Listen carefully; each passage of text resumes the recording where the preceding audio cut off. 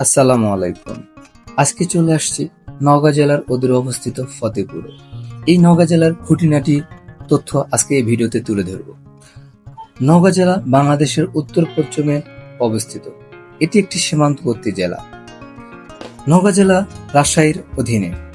নওগাঁ জেলা প্রতিষ্ঠিত হয় 1984 সালে 1 মার্চ। নওগাঁ জেলার কোড জেলা কোড 11। নওগাঁ জেলার নামকরণ নিয়ে অনেক বিশেষ তথ্য রয়েছে। নওগাঁ শব্দের উৎপত্তি নও এবং গা থেকে, তার অর্থ নতুন গ্রাম। এই নওগাঁ জেলার মোট আয়তন 3435.67 বর্গ কিলোমিটার। নওগাঁ জেলার পুলিশ থানা সংখ্যা 11টি এবং জাতীয় সংসদ সংখ্যা 6টি। নওগাঁ জেলা আত্রাই নদীর তীরে অবস্থিত। নওগাঁ জেলার অনেক দর্শনীয় স্থান রয়েছে, তার মধ্যে পাহাড়পুর বৌদ্ধবিহার, কুসুম্বা মসজিদ, আলতাদিঘি, আত্রাই বিল, আরো অনেক কিছু রয়েছে নওগাঁ জেলাতে।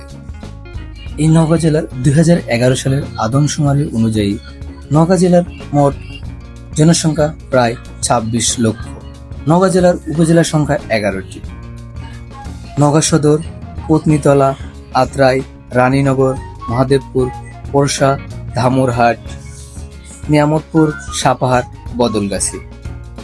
এই নওগাঁ জেলার গ্রামগুলো অত্যন্ত সুন্দর, যা আপনি শীতে আসলে একরকম লাগবে, গরমে আসলে একরকম, বিভিন্ন টাইমে বিভিন্ন রকম এখানকার সৌন্দর্য ফুটে ওঠে, যা দেখার মতো। নওগাঁ জেলা পাহাড়পুর বৌদ্ধ বিহারের জন্য বিশেষভাবে পরিচিত। এই জেলা বিখ্যাত চাল এবং সন্দেশের জন্য।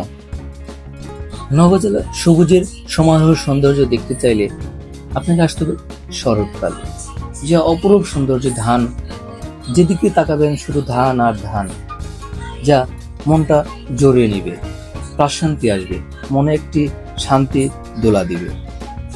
আজকের ভিডিওটা এ পর্যন্তই। আমার ভিডিওটা ভালো লাগলে লাইক, কমেন্ট, শেয়ার করে পাশে থাকবেন। ধন্যবাদ।